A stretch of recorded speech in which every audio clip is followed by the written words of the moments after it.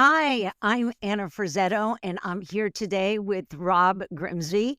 And so, welcome everyone. We're excited because we're going to be doing a six-part series of video shorts regarding sales and marketing. So, our first video talks about sales and marketing should operate separately or not. So, spoiler alert, they should not operate separately. Customers don't care about different departments within an organization. They just want their problem solved. So, Rob, welcome, and let's get started. Yeah, I'm delighted to be here, Anna. Yeah, let's get started. Excellent. Okay, so sales and marketing. I think often what happens is like it's a natural thing that it's two departments within an organization, but sometimes there's a little bit of a conflict as far as providing the customer with a seamless journey. What are you seeing, Rob? Like what has been some of the challenges from the marketing side that you've kind of noticed? Well, I think if I think about marketing, when I was originally looking for jobs when I graduated, the big marketing jobs were all the ones that were in that sort of FMCG companies. So the history of marketing has been around marketing of products. But I quickly learned that when I got into marketing within the kind of B2B professional services, it's kind of like it's a totally different world. It's all about building trust. And from that perspective, building trust is based on so many different interactions with customers. So what I've seen is that to create that trust, you can't just have a separate marketing department, a separate delivery team, a separate sales team. They all need to be combined together with multiple touch points. So where I've seen it work is where all of those departments, all of those functions are working really, really closely together. Where I've seen it not work is when they are very, very different, where kind of marketing is sitting in a silo and sales is sitting in a similar silo. So bringing them together is the way to go.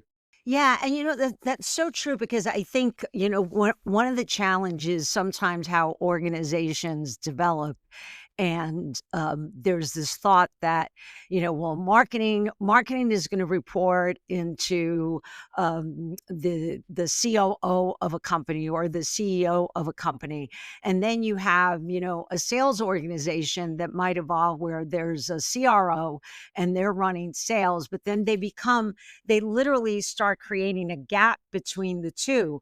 But I think the greatest success that we've always seen is when brands blur the internal lines, right, and create that clear, consistent external experience. And we've seen in our lifetime some great examples of how big companies have blurred, kind of blurred the line. Like take Amazon for example, or even HubSpot.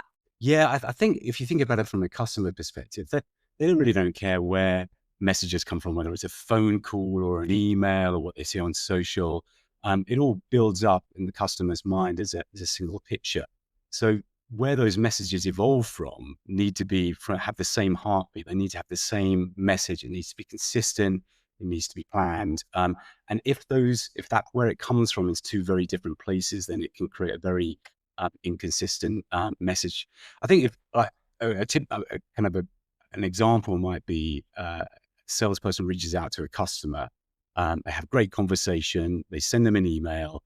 In that email, there's a link to let's say their website, so the customer checks out the website. They may also connect to them on LinkedIn, and the salesperson posts something onto LinkedIn. Because it's a very recent connection on LinkedIn, LinkedIn will prioritize in its algorithms for that to appear in the customer's feed.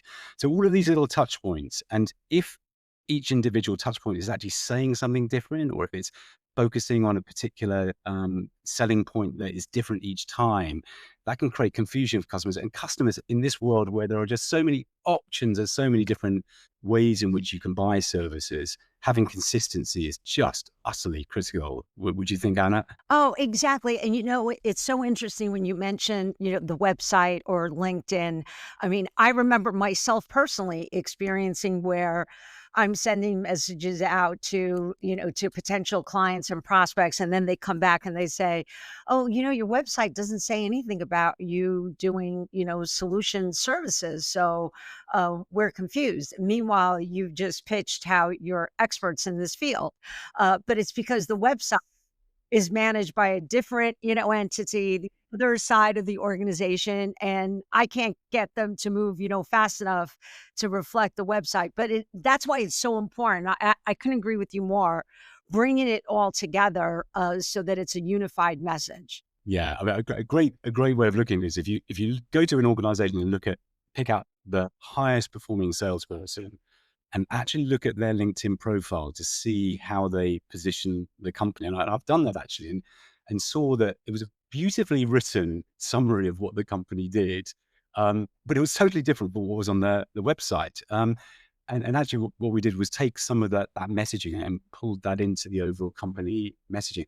I think that's really important because marketing, they're really busy, and obviously that's where I've come from. I come from marketing, but they also have loads of challenges. They've got websites, maybe in 20 different countries, possibly an outdated content management system. So these things aren't easy to change.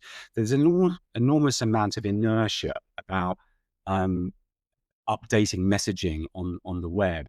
But it's so important to make sure that it gets connected to the people who are looking those potential customers in the eye, who are selling the concepts, getting rejected sometimes and succeeding sometimes, and getting that feedback loop a bit into what actually really works.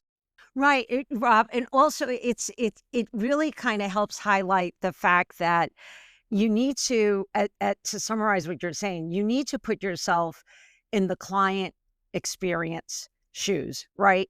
What is the client perceiving as your organization? And if it becomes this disjointed message, it becomes really challenging for the client to have trust, as you mentioned at the start of the video. Trust is a key element to all of this, both from the sales and marketing side. So you kind of lose that trust if you don't have a unified, kind of message. Yeah, and also like customers, as you know, and you can't predict where they're going to go. They'll go to the web, they'll read things on PDF, they'll go to social media, they'll see adverts. You can't actually work out exactly what their route is. You can hopefully plan in some way for where they might be, but you can't control it. And it's really, really important to understand all of the potential places where they will encounter your brand and make sure that there is a single key message there. The other aspect of it is that, and I know this myself, and I know you because you're a very enthusiastic person, Anna, yourself. You can get very kind of enthusiastic about how brilliant it is that what you do or what services that you offer. It can often end up with a list of 10 things that are make what you do distinct. But from a customer perspective, they can't process that amount of information. You need to get a very, very clear proposition essentially that singles it down to one single thing. And certainly in the world of B2B and professional services, it pretty much boils down to the kind of the word trust, because broadly within B2B and professional services, the actual service that you're selling isn't necessarily massively distinct from your competitors. The distinction often comes from the actual people behind it and the trust and the value and the quality of the service. And you can only really show that through really, really consistent messaging. I couldn't agree with you more. And I know that that's one of the constant messages that I preach on the sales side is to make sure that we're clear, concise, and that we have a specific message that illustrates the value of what you're proposing and how it matches what the client is looking for. So I guess in summary, what we're saying is growth is not about departments. It's about how do you have a unified, clear message that really focuses on the client's success. So I think our call to action is if you're ready to shift your focus from departments to true growth, why don't you drop a line in the comments when this video is live and we can start a conversation about how do you unify your teams?